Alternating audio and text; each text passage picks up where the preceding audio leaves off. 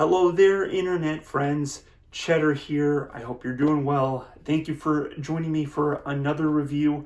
This review is of the 2020 movie called Gretel and Hansel. Gretel and Hansel is the third movie directed by Oz Perkins, and this is a horror fantasy movie that is an adaptation of the folklore story of the same name, except the folktale is Hansel and Gretel. This movie is Gretel and Hansel.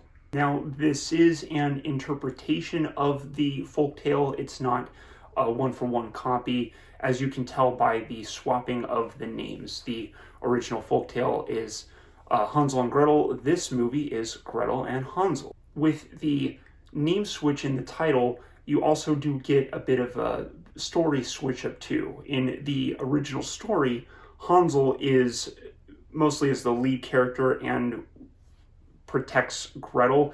In this movie, the roles are reversed. You have Gretel taking on the role as the older sister. She is the caretaker, really, of her brother. She's trying to keep him safe, get him fed, find him shelter, be like a mother figure to him, really. And with the with the name switch in the title, it does imply, with her taking the lead, a feminist take on the story. It's not exactly feminist, but from the feminist view, sort of.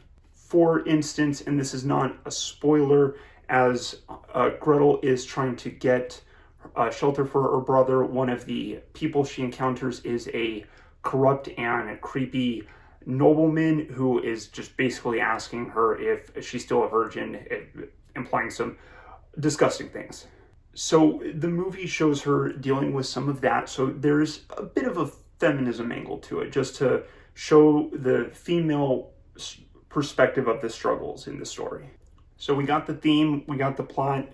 It's Gretel is trying to take care of her brother in this male-dominated world that's obviously after some disgusting things, and how is she going to do that? Maybe there's going to be some horror things in there.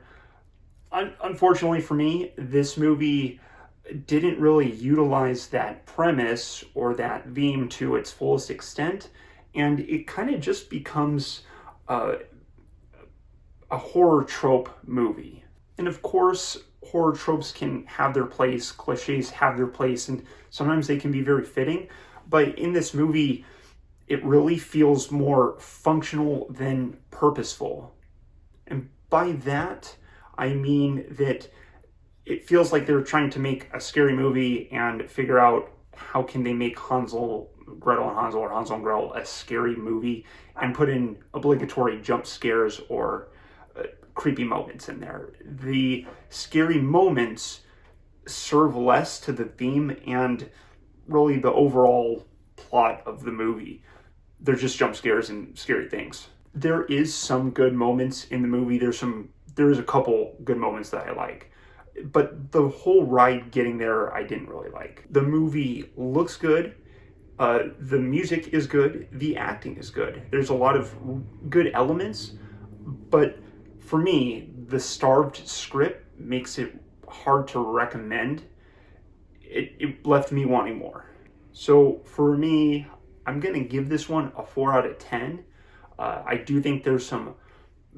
If this was Osgood is his full name, if this was Oz Perkins' first movie, I would say this is a director with a lot of promise. It feels weird that it is his third movie because to me, it feels more practice or amateurish, if you will, than some of the other movies that came before it, particularly The Blackcoat's Daughter, which is an amazing directorial debut. This movie did come out in 2020.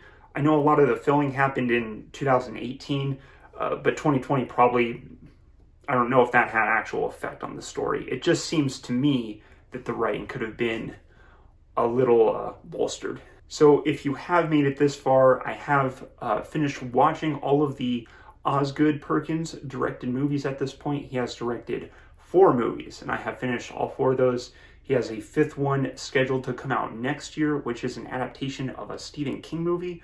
I'm super hyped for that one, even though I'm going to have to update my tier list, but at least we're getting in the work early, right? So before I go, of course, thank you for watching the review and listening. If you've seen this movie, let me know what you think. If you have any comments on my review, please leave that below. I'm going to proceed into spoilers now, so watch for the spoiler cat for your warning, your spoiler warning. Thank you again for watching the video. I appreciate it. I appreciate you. You're awesome. I love you. Fist bump. I'm not punching you. This is a fist bump. Okay, fist bump. No violence here. All right. Thank you. I hope you have a good day. Watch out for the spoiler cat. And thank you. Spoiler cat. Spoiler cat. Watch out for the spoiler cat. Let's go. Spoiler cat. Spoiler cat. Here comes the spoilers. So I think my biggest problem with the movie is really that feminism. It's weird calling it that because it's not exactly feminist, but it's from the female perspective. So just for ease of things, I'm just going to call it feminist. Okay. But it really abandons the feminism theme, which it strongly, at least from my viewing, strongly set up in the beginning, because it really shows you what Gretel is going through to take care of her brother. And at least the feelings it sets you up with in the beginning are, how is she going to deal with these lords that are, trying to basically be after her virginity? It's disgusting. So it sets you up with those questions. And then the movie gets into just the easiest interpretation, I guess you could say, of the Hansel and Gretel story, where they go to the witch's house and it's just some creepy witch stuff for an hour. And what was there wasn't very memorable. It's very, very as you expect. The themes that were set up, that maybe I'm just really remembering her with the Lord scene, because that was kind of a shocking scene, and I didn't expect that angle in the movie, and I wanted that to be more meaningful in a way, or at least that's what felt like what was going to be addressed. Was by the end, Gretel doesn't really seem changed. She does get the magic witch powers, but what has she learned by the end of the movie? She hasn't, by the end of the movie, save for the magic. Okay, she gets magic powers, but we're going to not talk about, I'm not going to mention the magic. But by the end of the movie, she hasn't learned or changed any different that would show that she's grown since the beginning of the movie. She's exactly the same. She just, survived a witch house, and that's all it is. Hansel, too, by the end of the movie, it's not like Gretel set him up with anything. He just gets to go free. Gretel stays at home, or, at her new home with the magic powers. And yeah, she frees the dead children's spirits, and that's good. But what is that to do with the Lord and, being a preyed upon girl? It is cool that she got to take up some witch power, but it just seems so disconnected from the world she was encountering before. So the movie, in a way, just seems to forget or not really use or call back to, in my opinion, its most memorable moments that make you really care for Gretel. That Lord scene is the scene that made me really, whoa, I'm interested in Gretel. I need it. She's got to deal with some tough shit. How's she going to get through this? That's messed up. I wanted to see that, and it's them in a haunted house, so, with a witch. And there's still a couple cool things, okay? There's still a couple cool things. I mean, I'm in spoilers. There's a part where the young version of the witch lady pulls out, it just dumps out the entrails of the children, and then it turns into the food. That was cool. That is my favorite scene in the movie. I always like looking for a favorite scene. That's definitely my favorite scene.